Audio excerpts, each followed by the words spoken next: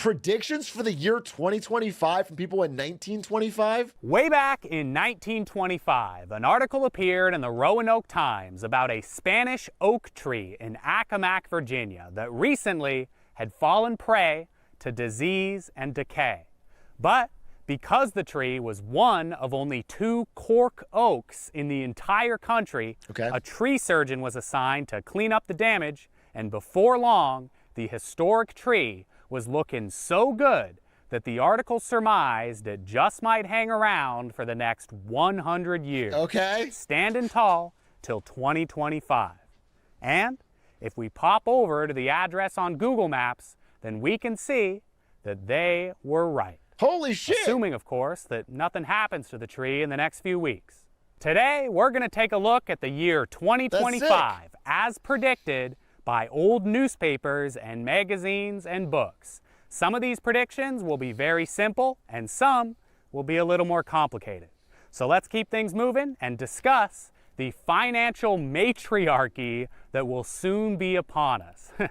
I found a whole ton of articles in the 1920s and 30s predicting that the vast majority of American wealth will be in the hands of women by the year 2025. The tremendous accumulation of wealth in the hands of women has reached startling figures, they said. Statisticians figure that the wealth of the country will be in feminine hands by the year 2025, because geez, they already own 41% of the individual wealth, right? Like, it's only a matter of time before they completely take over. So what exactly was supposed to be the cause of this massive transfer of wealth, right? Well, part of the thinking was that more and more women were getting involved in the workforce and, entering the stock market, but far and away, the biggest driving force behind the impending feminine financial ascendancy was that women are the beneficiaries of 80% of all life insurance policies and 70% of all the estates left behind by men when they die.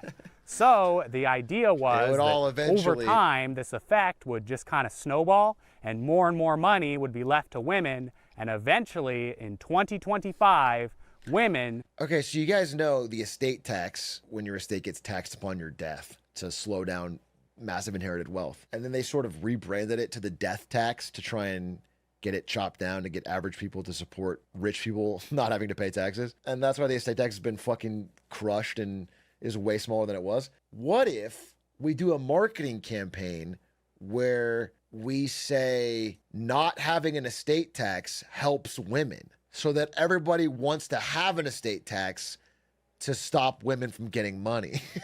Yeah, you get all the misogynists to support an estate tax. That's why I'm so pro estate tax, because I don't want women to have all the money. This might get people to support broad-based an estate tax, which again is probably one of the best taxes. Will have pyramided a financial oligarchy unparalleled in history.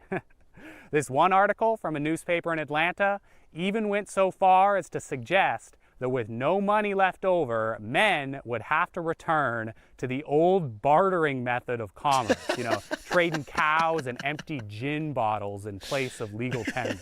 All right, this next one isn't really a prediction, but I did learn from an old newspaper article that 2025 will be the first square year since 1936, which just means that it's the first year since 1936 with a whole number as a square root, because the square root of 1936 is 44 and the square root of 2025 is 45.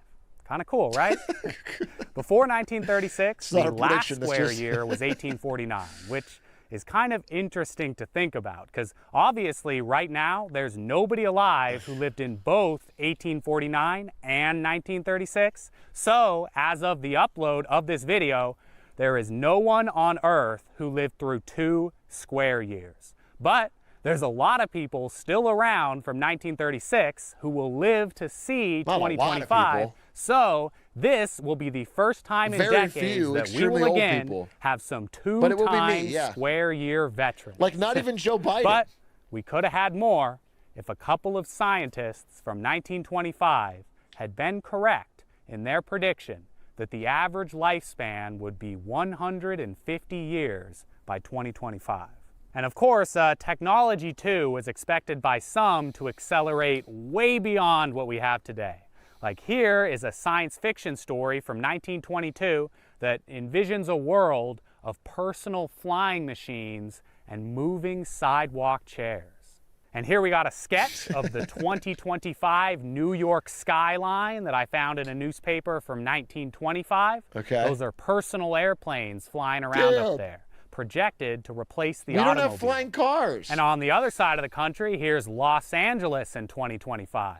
I like how the planes in this one are still very much in the style of 1925. Like, I guess there's going to be no major air travel innovations in the next century, apparently.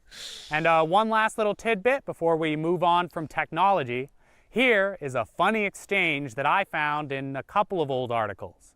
Apparently, in 1925, a British professor predicted that radio waves, or wireless, would run the world by 2025. Every single facet of society would be ran on wireless. Transportation, lighting, you name it. And that idea prompted a newspaper in Cincinnati to respond by saying, okay, isn't this taking things just a little bit too far? Like, why would we want our bodies to be operated by machinery? Pretty soon, we'll be making love via wireless. And where is the fun in that? All right, moving on from tech, here is a very strange magazine article that I can only assume must have been satirical. The crossword puzzle, it says, may at first seem to be an innocent game, but could very easily become a menace if its popularity continues to grow at such an astonishing rate. Because children in 1925 are obsessed with crossword puzzles, right? And that obsession is only growing. So by 2025, I'm thinking that school will be taught via crossword. Holy shit, Wordle. Dude, kids can't even do a crossword puzzle now. This would be an upgrade. If a kid could do a full crossword puzzle now, it would be the fucking genius. Puzzles. And you know, Cleopatra and George Washington and William the Conqueror, these great, important, massive historical figures, they'll all be reduced entirely down into snappy little answers to crosswords. And kids, they're going to be out there reading the dictionary and engaging with classical literature solely so that they can... This dude has like a kid who was playing a crossword and didn't want to talk to him, and he went off with a fucking handle. Ah, the world's going to shit. Everyone's going to be doing crosswords all the fucking time. Prove their crossword games. And they'll be studying geometry so that they can craft their own like complex puzzles out of strange shapes and designs. And great artists of the future will resign themselves only to painting puzzles and famous puzzlers. So What the fuck were you smoking? All the artists of the future will only paint portraits of prominent crossword puzzleists? This dude made the first parkour civilization. He made crossword civilization. We, the people of 1925, must unite to avoid this dismal image of the future. We must stand together and ban the nefarious crossword. Because elsewise, the meaning of BC will very quickly transform from before Christ to before crossword. Okay. All right, here's another fun one. This magazine writer is worried that people in 2025 are going to look back to 100 years in the past and assume that everybody just loved the sport of golf. So this guy is going to take it upon himself to put in writing that golf is a miserable excuse for exercise and that there is no more depressing sight than a crowd of spectators watching two great athletes completely waste their potential trying to knock a stationary ball into a tin pot. So there you go. I hope that your preconceived notions about the popularity of golf in 1925 were just shattered into pieces. This next one is another that isn't exactly a prediction, but it just kind of makes me laugh, so I'm going to include it anyway. In 1925, a girls' club at a college in Indiana held a very secretive party that was themed around predictions for the year 2025. Okay. There was no boys allowed. It's just this futuristic party for girls only, and they're going to go in there and hang out and party like it's 2025. Okay.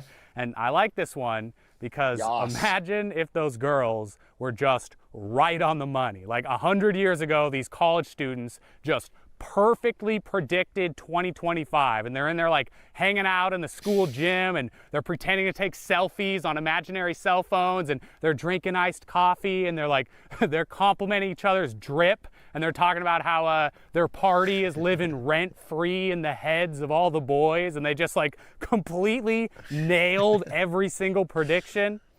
But we'll never know, because it was a mysterious, secretive party, and probably none of the attendees are alive today to see if their predictions came true. We'll never know.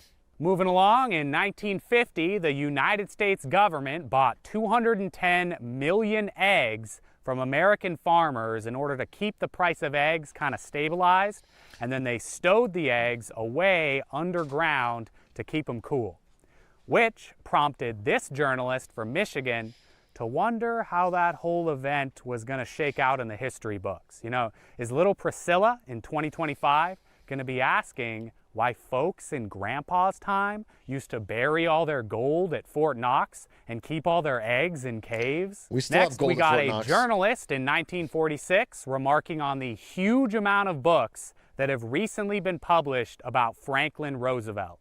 Chances are, by 2025, he says, there will be more books about FDR than there will be about Abraham Lincoln. And if we pop open Goodreads real quick, we can see that there are about 2,100 FDR books and 15,000 Lincoln books. So, unless we all really get to work in the next few weeks, this prediction just ain't gonna work out. All right, here's a pretty weird one that I found in a yearbook from 1923 for a high school in Lancaster, Pennsylvania. Actually, the yearbook is from 1951. I don't know why I said 1923. The pages on all the graduating seniors have a sort of like question and answer section, and most of the questions are like the normal stuff you would expect to find in a yearbook, right? Like what's your favorite food and what's your favorite song? But then the book also asks the seniors how they think they're going to die. And one kid says that he's going to study himself to death, and a girl says that she's going to die via a nervous breakdown, and David Eller, the aspiring chemist, says that he just might blow himself up in the year 2025. I wonder if he's still around. So, David, Spooky. if by some miracle you're still out there, Don't do it. Please, please be careful for me over these next Don't few do months. it, David. All right, so I got one last big story to share with you. But before we get there, how about we just like rapid fire burn through a whole bunch of shorter predictions? Okay. Like here's an article from 1950 about a fashion show that was sort of meant to predict the futuristic styles of the year 2025. Okay. And one of the predictions is that people in 2025 might dye their hair in bright shades of green, orange, and purple. So nice job on that one. Okay. Although I can't quite give the same compliment to these spacesuits here. This guy in 1905 thought that the population of Quebec would swell to 320 million people by 2025. This congressman predicted that the entire population of the United States would work for the federal government by 2025. Bro, not and far this off. next one is for If Joe Biden has 2026, his way. but I'm going to include it anyway because I think it's funny. By 2026, we will have 5.2 billion people on planet Earth. And just look at this picture. That's what it's going to be like. Undershot. People are going to be packed into every corner of every continent, just overflowing on the boats. 5 billion? Hey, if you embarked on a quest in 1931 to take every single course offered at the University of Florida, then you would not finish until the year 2025. Someone out there is about to have a real hot resume, let me tell you. Hey, by 2025, we might make it to the moon. Yippee! In 1925, it became illegal in the state of Kansas to sell cigarettes, which led this journalist to ask if bootleg coffee and tea might be on the horizon for 2025. In 1947, a recount was undertaken for a judge's election in Chicago, but apparently some people thought that the recount was taking too long. So long, in fact, that the dang thing wouldn't be finished until 2025. I don't know about you, but I am real excited to find out who won. Here we got a store called Gamble's that decided in 1960 to hold their 100th anniversary sale, despite the fact that the company had only been around for 35 years.